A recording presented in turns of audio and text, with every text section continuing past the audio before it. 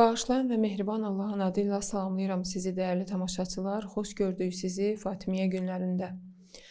Mövzumuz Həzrət xanım Fatimiyyə Zəhranın şəhadəti barəsində idi və bu günlərdən daha yaxşı istifadə edə bilmək barəsində bir neçə nöqtələri qeyd etmişdik.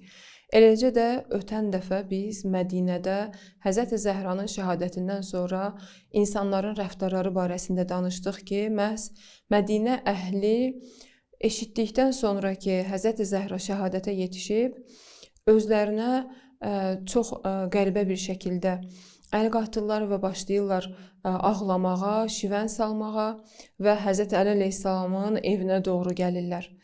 Həmin o ev ki, Allahın ayələri o evə nazil olurdu, hansı ki, Əhl-i Beytin hörmətini saxlamayanlar o evin qapısına əl uzatdılar və yandırdılar. Bu ev ki, oradan Həzrət Zəhra İmamətin, vilayətin müdafiəsi üçün İmam Həsənlə İmam Hüseynin əlini tutub qapı-qapı gəzirdi və haqqı bərpa eləməyə çalışırdı.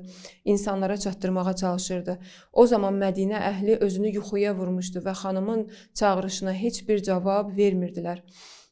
Və xanım şəhadətə yetişəndən sonra qeyd olunur ki, tarixdə Bəni Haşim qadınlarından bir neçə nəfər çox pis şəkildə ağlayaraq və özlərinə gələ bilmirdilər və Həzrət Əli əleyhissalamın qapısını döyürlər, onun evinə tökülüşüb gəlirlər və bu cəmiyyət istəyir ki, Həzrət xanım Fatimiyyə Zəhranın dəfnində iştirak etsin. Halbuki xanımın vəsiyyəti sırasında bu da var idi ki, onu gecə yarısı və o kəslər ki, onun səsini haray verməmişdilər və onun haqqında zülm etmişdilər və imaməti müdafiə etməmişdilər, həmin şəxslərin iştirakı olmadan baş versin. Qeyd etdik ki, Mədinə əhli bu cür reaksiya verir və bu şəkildə ağlamağa başlayırlar, narahatçılıq keçirdilər, sanki yuxudan yeni ayılmışdılar. Və Həzrət Əli əleyhissalam onları xəbərdar edir ki, gecə heç bir dəfn baş verməyəcək və bu gecə xanım Fatimiyyə Zəhranın dəfni olmayacağına görə onlar da məcbur qalır ki, öz evlərinə getsinlər. Və Həzrət xanım Fatimiyyə Zəhranın qüsl və kəfən mərasimi barəsində qeyd etmək istəyirəm ki, tarixdə qeyd olunub, Əsma qeyd edir ki, mən xanımın son anlarında ki, xanım belə bir vəsiyyət etdi ki, səndən və Həzrət Əli əleyhissalamdan başqa heç kəs mənim qüslumda iştirak etməsin. Yəni, öz qüslunu Əsma ilə Həzrət Əli əleyhissalamın öhdəsinə qoyur və tarixdə də hətta var ki, imamlardan, İmam Sadiq əleyhissalamdan soruşurlar ki, Həzrət Zəhranı kim qüsl etdi, kim kəfənlədi? O da buyurur ki, Həzrət Əli onu kəfənlədi və qüsl etdi. Ona görə ki, o siddiqə idi və siddiqə, yəni doğru və düzgün olan şəxsin qüslu və kəfəni yalnız düzgün şəxs tərəfindən, siddiqlər tərəfindən ola bilər. O da Həzrət Əli əleyhissalamdan başqa bir şəxs deyildi. Və Əsmanın bu xanım Fatimiyyə Zəhranın vəsiyyəti barəsində buyurması, qeyd etməsi buna dəlalət edir ki, bu xanımın öz istəyi idi ki, köməkçi olaraq da Əsma orada iştirak etsin və Əsma sözünün davamında qeyd edir ki, buna görə də mən tənha kəs idim ki, Həzrət Əliyə xanıma qüsl verməsində kömək edirdim. Yəni, onun şahidi idim və Həzrət Əli əleyhissalam qüsl və kəfən etdiyi zaman onu, xanımı, yəni öz vəsiyyəti idi ki, örpək altından qüsl verirdi. Hansı ki, onun yəni bədənində bilinən yaraları var idi ki, o hətta istəmirdi ki, Həzrət Əli əleyhissalam bunları görərək acı və ağrı içində olsun. Və daha sonra qüsl və kəfən mərasimində Həzrət Əli əleyhissalam onu kəfənləməyə başlayır. Kəfənin əsas bağlarını bağlamazdan öncə Əsmaya deyir ki, denən Fizzə, İmam Həsən, İmam Hüseyn və Ümmü Kulsum və Zeynəb gəlsinlər. Bu zaman bu körpə bəlalar və Fizzə içəri daxil olur və uşaqlar, yəni İmam Həsən və İmam Hüseyn xüsusilə özünü anasının üzərinə atır və başlayırlar onunla danışmağa. İmam Əli əleyhissalam özü nəql edir ki, mən gördüm ki, uşaqlar analarına müraciət etdiyi zaman Həzrət Zəhranın əlləri sanki hərəkət etdi və onları öz bağrına bastı və göz yaşları axmağa başladı. Uşaqların yəni hərəkətləri qarşısında, sözləri qarşısında cavabsız qalmadı. Bu zaman göydən bir hatif, yəni bir müraciət edən bir səs, bir səda mənə müraciət etdi ki, ya Əli, uşaqları analarından ayır və aralandır, hansı ki, səmada, asimanda bütün mələklər yəni göz yaşlarına boğulub və artıq bizim bu səhnəni görməyə davamımız yoxdur.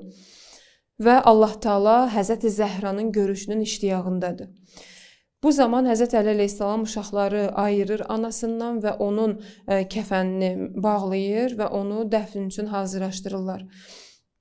Xanımın öz vəsiyyəti sırasında bu var ki, Həzrət Əli əleyhissalama deyir ki, məni gecə yarısında o kəslər ki, mənim haqqımda zülm etdilər və mənim çağırışıma səs vermədilər, onlar yuxuya getdiyi zamanda məni dəfn elə və mənim qəbrimin yerini də elə bir məxfi şəkildə saxla ki, heç kəs bilməsin.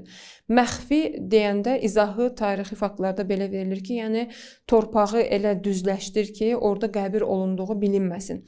Və Həzrət Əli əleyhissalam da məhz onun yəni buyurduğuna, vəsiyyətinə əsasən bu şəkildə də rəftar edir, bu şəkildə də addım atır. Və hətta qeyd olunur ki, bu mərasimdə çox az bir şəxs iştirak edir. Əlbəttə, şəxslərin yəni kimliyi barədə ixtilaf nəzərlər olsa da, amma məşhura əsasən qeyd olunur ki, mərasimdə iştirak edən şəxslər məhz bunlar idi. Həzrət Əli əleyhissalam özü idi, İmam Həsən, İmam Hüseyn, Əmmar və Miqdad kimi səhabələr, Əqil orada idi və Zübeyir qeyd olunur ki, orada idi. Əbu Zərlə Səlman orada idi və Bəni Haşimdən bir neçə nəfər orada idilər. Yəni cənazənin dəfn olunmasında iştirak edirdilər. Və daha sonra qeyd olunur ki, cənazəyə namaz qılınmalı idi. Bu cənazəyə namazı da Həzrət Əli əleyhissalam qılır və Həzrət Əli əleyhissalam göz yaşları içində Peyğəmbərə müraciət edərək çox ağrı və acılı, ürək yandıran bir söhbəti var. Hətta orada Peyğəmbərlə və xanım Fatimə Zəhra ilə bir mətn var ki, orada bəzi yerlərdə rəcəzlə, yəni şeirlə müraciət edir xanım Fatimə Zəhraya, bəzi yerlərdə şeirlə müraciət edir Peyğəmbərə və bəzi yerdə də öz ürəyinin sözlərini cümlə-cümlə çatdırır. Çox ağır bir səhnə idi. Hətta Həzrət Əli əleyhissalamın şeirlərinin sırasında var ki, mən bilirəm ki, yəni bir gün bu ayrılıq müvəqqəti olaraq baş verməlidir ki, sən öz aşiq olduğun kəsə qovuşasan, yəni Allaha və Peyğəmbərə qovuşasan. Yoxsa bu ayrılıq baş verməməli idi. Yəni Həzrət Əli əleyhissalama çox ağır bir səhnələr idi, çox ağır bir hallar idi ki, o yəni əzizi Həzrət Zəhranı torpaq altına qoysun, ləhət daşını qoysun onun sinəsinə və onu torpağa tapşırsın. Çox çətin bir anlar idi. Və cənazəyə namaz qıldıqdan sonra artıq onun üçün qəbir qazır və onu torpağa tapşırır və gecə yarısı dəfn olunur. Bu dəfn həqiqətən də yəni mütaliə etdiyimiz zaman mənim özüm üçün də çox çətindir ki, tarixdə bunu mütaliə etdiyimiz zaman çox ağır bir səhnələr və Əli əleyhissalamın dilindən çox ürək yandıran bir sözlər var ki, çatdırmağın özü də çox çətindir hətta. Və bu şəxslər həmin mərasimdə iştirak edirlər. Həzrət Əli əleyhissalam Peyğəmbərlə söhbət edir. Peyğəmbərə xanım Fatimə Zəhra vasitəsilə salam göndərir və deyir ki, ya Rasulallah, mən sənin əmanətini gətirmişəm, əmanətini sənə təhvil verirəm. Hətta bəzi mənbələrdə qeyd olunur ki, Əli əleyhissalamın dilindən, Əli əleyhissalam deyir ki, mən şahid oldum ki, Həzrət Zəhranı torpağa tapşırarkən qəbirdən 2 əl çıxdı və onu bağrına basaraq qəbrə tərəf çəkdi. Bu da qeyd olunur ki, Peyğəmbərin əlləri idi və Peyğəmbər özü şəxsən Həzrət Zəhranı qarşılayır və bu tarixi faktlarda qeyd olunub, mənbələrdə qeyd olunub və gizli surətdə dəfn məxsusən də ürək yandıran bir səhnədir. Nəyə görə? Çünki bilirik ki, bizim yəni müsəlman qaydalarına əsasən, hətta gecə yarısında kimsə dünyadan köçürsə, yəni çox zəruri deyilsə tez dəfn olunması ki, məsələn, bəzən olur ki, parçalanan bədən olur, bəzən olur ki, həmin cənazə üçün hansısa bir hallar baş verə bilər deyə gecə yarısı dəfn edirlər. Çox zəruri olmasa, həmişə qayda belədir ki, gözləyirlər ki, səhər açılsın və gündüz çağı, gün işığında yəni onu dəfn etsinlər ta ki qüruba qədər. Yəni dünyadan köçən şəxsi daha çox üstünlük verilir ki, gündüz vaxtı dəfn etsinlər. Amma Peyğəmbər qızının vəsiyyətinə əsasən gecə yarısında dəfn elədilər. Məzlumanə bir dəfn idi bu və Onun hətta harada dəfn olunmasının belə gizli saxlanılması xanımın öz vəsiyyətində idi. Necə ki, xanım öz vəsiyyətində buyurur ki, mən istəyirəm ki, mənim qəbrim gizli qalsın, yəni o şəxslərdən məxfi qalsın. Onlar hətta qəbri belə ziyarət edə bilməsinlər. Çünki xanım hardasa uzaq görənliyi var idi, bilirdi ki, hansı hadisələr baş verəcək, bilirdi ki, nələr baş verəcək. O yüzdən də vəsiyyətində bu var idi. Gecə dəfn olunması xüsusilə xanımın təkidi idi ki, gecə yarısı Mədinə əhli yuxuya gedəndə məni dəfn edərsən. Niyəsi də bu idi ki, xanımın qəlbi çox sınmışdı və haqqı qəsb olunmuşdu. İnşallah ki, bu məsələ ilə bağlı digər nöqtələri gələn dəfə sizin nəzərinizə çatdıracağam. Hələlik sizə Allaha əmanət edirəm. Sağ olun, salamat qalın.